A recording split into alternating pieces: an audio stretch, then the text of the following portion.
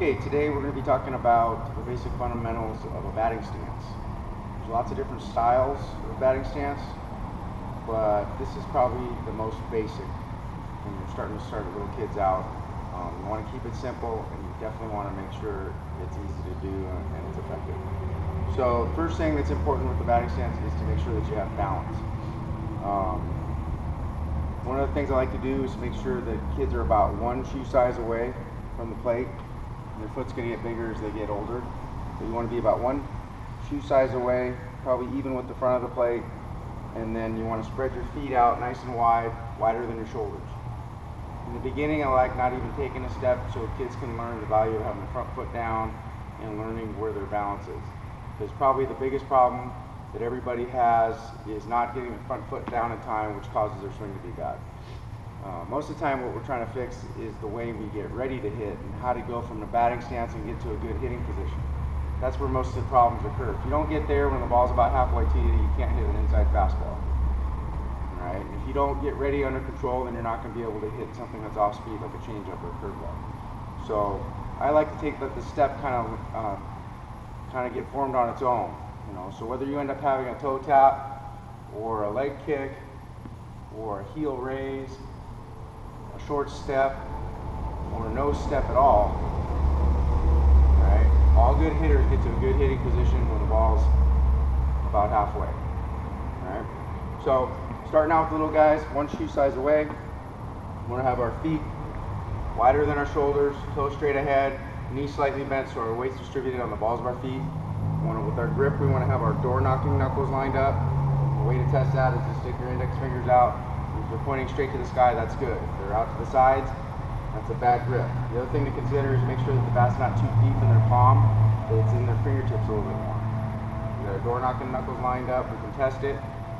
Alright, but once we test it, we don't want to go back to a bad grip. We want to leave it that way.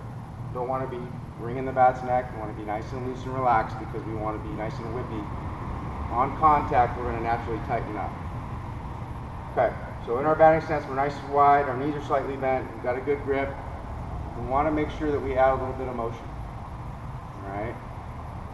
When we cut our body in half, we want to kind of hover around that center point so that we can be ready to get ready. So as the pitcher gets ready to throw the ball, we want to make sure we have our engine running and a little bit of motion. When the ball gets released, we're going to go back and get powerful. Here's where you take a step if you had one. We're going to create separation and get to a good, powerful, balanced hitting position. If you look at the weight distribution, you're probably going to be about 60% on your back foot, 40% on your front foot, and you're ready to hit. I really like to think about, in your brain, looking out at a pitcher, whether it's hitting off a tee or you're just taking a practice swing, always visualize a real pitcher getting ready to throw something so you can get in the habit of moving and getting ready early. Okay, you can also practice tracking the ball to the point of contact. We should actually be starting our swing with our backside first and watching the ball get to contact. We're going to stay on it and get all the way through it. We want to be able to hold our finish when we're done.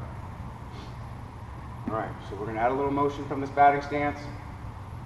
Pitcher gets ready to throw it, it's on its way, we get ready. In our brain, we're thinking yes, yes, yes for a good pitch.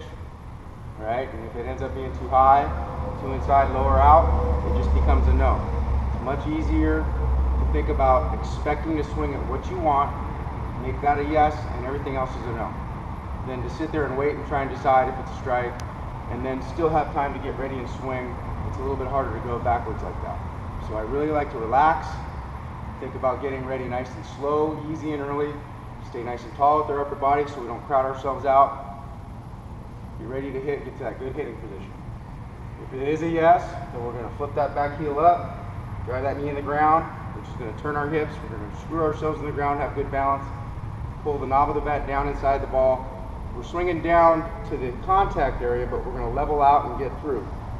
There'll even be an upswing that's going to be passing through. So the barrel's being whipping through that contact area on playing with the ball for as long as possible. But we want to get there as short as possible. Most people are going to have the bad habit 9 times out of 10 of raising their front shoulder and scooping real bad. And they're going to end up underneath it. And they're also going to go arms first and go out where they're going to get jammed, have one chance to hit it good, and then they'll be rolling over losing their balance and pulling their head.